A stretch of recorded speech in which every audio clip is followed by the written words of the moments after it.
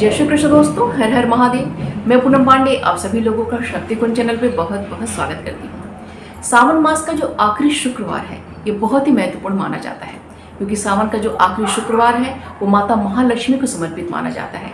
और माता महालक्ष्मी को प्रसन्न करने के लिए, उनकी कृपा दृष्टि प्राप्त करने के लिए इस दिन जो है वरलक्ष्मी व्रत किया जाता है और पूजन अर्चन किया जाता है। वरलक्ष्मी व्रत का जो वर्णन है भविष्य पुराण में भी हमें प्राप्त होता है और व्रतराज में भी इस व्रत का वर्णन किया गया है। सबसे पहले माता पार्वती ने इस व्रत को किया था और उन्होंने कार्तिकेय जी को प्राप्त किया था। उसके पश्चात विक्रमादित्य ने किया, नंद जी ने किया और भी बहुत सारे अन्य लोगों का वर्णन प्राप्त होता है जिन्होंने अपनी मनोकामना को पूर्ण करने के लिए, अपनी समस्या के निराकरण के लिए इस व्रत को किया और उन्होंने उसका लाभ प्राप्त किया। इस व्रत को कोई भी कर सकता है, चाहे अविवाहित लड़का और लड़की हो, चाहे विवाहित स्त्री या पुरुष हो, हर कोई कर सकता है। क्योंकि वरलक्ष्मी का जो व्रत है इससे माता महालक्ष्मी के जो अष्ट स्वरूप होते हैं उसकी कृपा दृष्टि में प्राप्त होती है। तो अष्टलक्ष्मी से संबंधित किसी भी प्रकार की अगर आपकी मनोकामना है, कोई भी आपका संकट है, उसका निराकरण आपको चाहिए, तो इस व्रत को आप करके अपनी मनोकामना को आप पूर्ण कर सकते हैं। जैसे उत्तम स्वास्थ्य के लिए, उत्तम शिक्षा के लिए, संतान के लिए, धन संपत्ति सुख संपदा के लिए, मान सम्मान के लिए। कहने का तात्पर्य है कि अष्टलक्ष्मियाँ जो हमारी हैं वो हमें अष्ट, हमारी जो सिद्धियां जो हैं वो हमें अष्ट, जो 8 प्रकार की हमारी जो मनोकामनाओं को पूर्ण करती हैं। तो उससे संबंधित किसी भी प्रकार की अगर आपकी मनोकामना है तो इस व्रत को करके आप उसका लाभ उठा सकते हैं। यह व्रत बहुत ही महत्वपूर्ण माना जाता है। इस व्रत को जो भी सच्ची श्रद्धा भाव भक्ति के संग करता है वह माता महागौरी अर्थात माता महालक्ष्मी की कृपा दृष्टि से अंत में शिवलोक को प्राप्त करता है। वरलक्ष्मी व्रत में तिथि का महत्व नहीं होता है, बल्कि इसमें वार का अर्थात दिन का महत्व होता है। सावन का जब भी आखिरी शुक्रवार पड़ जाता है उस दिन कोई भी तिथि रहे तो उस दिन जो है वरलक्ष्मी का व्रत किया जाता है और उस दिन पूजन अर्चन किया जाता है। तो 2025 में सावन का जो आखिरी शुक्रवार है वह 8 अगस्त को पड़ रहा है। तो हमारा वरलक्ष्मी का जो व्रत और पूजन अर्चन होगा वो 8 अगस्त को मनाया जाएगा। 8 अगस्त को दोपहर में 2:12 तक चतुर्दशी तिथि है, उसके पश्चात जो है पूर्णिमा तिथि लग जा रही है। तो इस बार का जो सावन का जो पूर्णिमा तिथि का जो व्रत कोई करेगा, जो पूर्णिमा का व्रत करते होंगे वो 8 अगस्त को ही करेंगे, क्योंकि पूर्णिमा तिथि में चंद्रोदय के समय जो है पूर्णिमा तिथि प्राप्त होनी चाहिए। और अगले दिन जो है 9 तारीख को, 9 अगस्त दिन शनिवार को जो है सावन का जो है स्नान दान का जो है पूर्णिमा का स्नान दान मनाया जाएगा। उस दिन रक्षाबंधन का पर्व मनाया जाएगा। दोपहर में देखिए जो पूर्णिमा तिथि समाप्त हो जाएगी तो उस दिन स्नान दान की पूर्णिमा रहेगी और 8 अगस्त दिन शुक्रवार को जो है व्रत का जो पूर्णिमा रहेगा और उस दिन जो हमारा वरलक्ष्मी का व्रत भी रखा जाएगा, उस दिन हमारा पूजन अर्चन भी किया जाएगा। इस साल का जो वरलक्ष्मी का व्रत है वो बहुत ही अच्छे योगों में संपन्न हो रहा है, क्योंकि वरलक्ष्मी का तो अपना खुद का महत्व बहुत ज़्यादा है। शुक्रवार का दिन रहेगा, पूर्णिमा हमें तिथि प्राप्त हो रही है, क्योंकि पूर्णिमा तिथि तो वैसे ही माता लक्ष्मी को प्रसन्न करने के लिए इसमें कई सारे उपाय किए जाते हैं। तो पूर्णिमा तिथि में प्राप्त हो रही है और 8 अगस्त को सर्वार्थ सिद्धि योग में प्राप्त हो रहा है, रवि योग में प्राप्त हो रहा है, प्रीति योग में प्राप्त हो रहा है और आयुष्मान योग में प्राप्त हो रहा है। और ये सारे ही योग, अगर इन सभी योगों में पूजा पाठ, पूजा अर्चन आदि किया जाता है, माता लक्ष्मी को प्रसन्न करने का उपाय किया जाता है, तो कई गुना बढ़ के हमें लाभ प्राप्त होता है। और 8 अगस्त को जो है दोपहर तक जो है उत्तराषाढ़ नक्षत्र रहेगा, उसके पश्चात जो है श्रवण नक्षत्र प्रारंभ हो जाएगा। इस दिन चंद्रमा जो है मकर राशि में रहेंगे और सूर्य जो है कर्क राशि में रहेंगे। तो सब मिला जुला के इस बार का जो वरलक्ष्मी का व्रत है, वरलक्ष्मी का व्रत, शुक्रवार का दिन, पूर्णिमा की तिथि और इतने अच्छे अच्छे योग, इसमें अगर वरलक्ष्मी का व्रत किया जाएगा, पूजन अर्चन जो भी किया जाएगा उसका कई गुना बढ़ के लाभ हमें प्राप्त होगा। तो इस बार का वरलक्ष्मी का व्रत बहुत ही अच्छे योगों में संपन्न हो रहा है। वरलक्ष्मी का व्रत धन और समृद्धि की देवी माता महालक्ष्मी की कृपा दृष्टि प्राप्त करने के लिए और उनका पूजन अर्चन करने के लिए बहुत ही महत्वपूर्ण माना जाता है। इससे जो माता महालक्ष्मी है वो अपने भक्तों को वर प्रदान करती है और हमें अष्टलक्ष्मियों की कृपा दृष्टि प्राप्त होती है। तो ज्योतिष शास्त्र में माता महालक्ष्मी को प्रसन्न करने के लिए, उनकी पूजन अर्चन करने के लिए हमेशा ही स्थिर लग्न का सुझाव दिया जाता है, क्योंकि माता महालक्ष्मी की पूजन के लिए स्थिर लग्न सर्वोत्तम माना जाता है। अगर हम स्थिर लग्न में माता महालक्ष्मी का पूजन अर्चन करते हैं तो माता महालक्ष्मी हमारे पास स्थिर होकर निवास करती हैं। तो आज मैं आपको 4 जो है स्थिर लग्न का पूजा कर शुभ मुहूर्त में आपको बता रही हूँ। आप अपनी सुविधा के अनुसार जो है समय का चुनाव कर लीजिएगा और अपना पूजन अर्चन अपनी सुविधा के अनुसार आप लोग कीजिएगा। पूजा की जो विधि है उसका मैं वीडियो आपको अलग से शेयर करूंगी। अभी जो पूजा का जो मुहूर्त है उसको आप सेव कर लीजिएगा, ताकि जब भी आपको पूजन करना रहे तो आप मुहूर्त देख के अपना पूजन अर्चना कर सकिएगा। तो पहला जो शुभ मुहूर्त में प्राप्त हो रहा है स्थिर लग्न में, वो हमें सिंह लग्न में प्राप्त हो रहा है। और ये पूजा का मुहूर्त जो है सुबह में हमें 6:29 से लेकर सुबह में 8:46 तक है। अर्थात ये जो 2 घंटे 17 मिनट जो हमें पूजा का मुहूर्त में प्राप्त हो रहा है। और दूसरा जो हमें स्थिर लग्न में प्राप्त हो रहा है वो है वृश्चिक लग्न में प्राप्त हो रहा है, जो कि दोपहर में 1:22 से लेकर दोपहर में 3:41 तक है। यह भी हमें 2 घंटे 19 मिनट जो हमें पूजा का प्राप्त हो रहा है। तीसरा जो हमें कुंभ लग्न में प्राप्त हो रहा है, जो कि शाम में 7:27 से लेके शाम में जो है 8:54 तक है।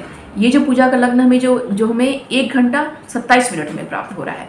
और चौथा जो हमें स्थिर लग्न में प्राप्त हो रहा है वो है वृषभ लग्न।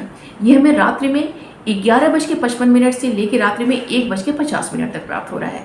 यह 1 घंटा 56 मिनट में मिल रहा है। तो ये जो चारों जो मुहूर्त हैं पूजा का, ये चारों जो है स्थिर लग्न है। तो आप इसमें से आप अपनी सुविधा के अनुसार जो है पूजा आप अपना कर सकते हैं। वरलक्ष्मी व्रत के विधि के बारे में अगर हम बात करें कि इस व्रत को हमें किस विधि से करना चाहिए, तो देखिए इसको 2 विधि से आप कर सकते हैं। पहले तो विधि ये है कि जैसे 8 अगस्त को जो हम सुबह ब्रह्म मुहूर्त से जो अपना व्रत हम प्रारंभ करेंगे और संध्या काल में जो माता महालक्ष्मी का पुनः जो है पूजन अर्चन आरती वगैरह उनका हम कर लेंगे। उसके पश्चात जो है हम अन्न खा के जो है अपना व्रत हम खोल सकते हैं। और दूसरी विधि के अनुसार जो है 8 अगस्त को देखिए ब्रह्म मुहूर्त से अपना व्रत प्रारंभ करेंगे। पूरे दिन हम व्रत करेंगे, रात्रि में हम व्रत करेंगे और अगले दिन 9 अगस्त दिन शनिवार को सूर्योदय के समय तक जो अपना व्रत हम करेंगे। सूर्योदय के बाद जो है अपना चौकी कलश आदि वगैरह हम हटा देंगे। उसके पश्चात जो है हम अब अन्न खा के अपने व्रत का हम पारण करेंगे। देखिए इसमें जो है जो दिन भर हम व्रत करते हैं, चाहे आप देखिए 12 घंटे का व्रत कीजिए, चाहे आप 24 घंटे का व्रत कीजिए, तो पूरे दिन जो है फलाहार करके जो है व्रत किया जाता है। और इस व्रत में देखिए जब भी माता महालक्ष्मी का व्रत किया जाता है तो नमक खाना देखिए वर्जित होता है। तो आप नमक का अगर त्याग करेंगे तो बहुत ही आपके लिए अच्छा रहेगा। लेकिन अगर आपका स्वास्थ्य संबंधित कोई भी समस्या है तो आप देख लीजिएगा, अगर सेंधा नमक आप खाना चाहते हैं। लेकिन अगर स्वास्थ्य की समस्या कोई नहीं है तो आप लोग नमक का परित्याग कीजिएगा, क्योंकि लक्ष्मी के व्रत में हमेशा ही नमक का परित्याग किया जाता है। मीठा फलाहार करके ही इस व्रत को किया जाता है। तो आप अपने सुविधा अनुसार दोनों विधि में से किसी में जो आपको सुटेबल हो उसके अनुसार जो पूजन अर्चन आप कर सकते हैं। माता महालक्ष्मी का जब भी पूजन अर्चन किया जाता है तो उसमें भव्यता बहुत ही आवश्यक होती है। तो माता महालक्ष्मी के देखिए जो पूजन अर्चन में ज़्यादा से ज़्यादा उपचारों से अर्थात षोडशोपचार विधि से पूजन किया जाता है या उससे भी ज़्यादा उपचारों से उनका पूजन किया जाता है, क्योंकि माता लक्ष्मी को भव्यता बहुत ही ज़्यादा आकर्षित करती है। तो जितना अच्छे से अच्छे में उनका पूजन करने का हमें प्रयत्न करना चाहिए। तो पूजा तो देखिए अपनी विधि से हम करेंगे ही, जो भी हमें विधि आती है। उसके अलावा देखिए भविष्य पुराण में भी देखिए इसका वर्णन है और व्रतराज में भी इसका वर्णन है कि देवी सूक्त को पढ़ते हुए माता लक्ष्मी की मूर्ति का या फिर श्रीयंत्र का अभिषेक करने का बहुत ही ज़्यादा महत्व है। तो जो पाठ की संख्या है देखिए कम से कम 16 तो होनी ही चाहिए, क्योंकि माता महालक्ष्मी के व्रत में पूजन में 16 की संख्या का बहुत ही ज़्यादा महत्व होता है। उससे ज़्यादा भी आप कर सकते हैं, लेकिन 16 कम से कम होना ही चाहिए। देवी सूक्त पढ़ते हुए भी आप अभिषेक कर सकते हैं, श्री सूक्त पढ़ते हुए भी आप अभिषेक कर सकते हैं और कनकधारा स्तोत्र पढ़ते हुए भी जो है आप अभिषेक का काम कर सकते हैं। अभिषेक के लिए देखिए गन्ने का रस भी प्रयोग कर सकते हैं, अंगूर का रस भी प्रयोग कर सकते हैं। इसके अलावा जो है मीठा दूध जो है, दूध में जो है कच्चे दूध में जो है गाय के, उसमें हम मिश्री डाल के आप उसका भी उससे भी अभिषेक कर सकते हैं, गंगा जल से भी अभिषेक कर सकते हैं। तो देखिए आप अपनी सुविधा के अनुसार देख लीजिएगा कि जो है अभिषेक आपको किस विधि से कर सकते हैं। तो क्योंकि गन्ने का रस माता लक्ष्मी को बहुत ही ज़्यादा आकर्षित करता है लक्ष्मी की प्राप्ति के लिए, तो गन्ने का रस भी आप कर सकते हैं। अगर गन्ने का रस आपको नहीं मिल पाता है तो गुड़ को जो है साफ आप गुड़ लीजिए, जितना मात्रा में आपको जल लेना है उस मात्रा में जल लेके गुड़ जो उसमें भिगा दीजिए, उसको अच्छे से इसको छान लीजिए और उसके रस्से से, क्योंकि गुड़ भी तो गन्ने के रस से ही बनता है, उससे भी जो आप अभिषेक कर सकते हैं।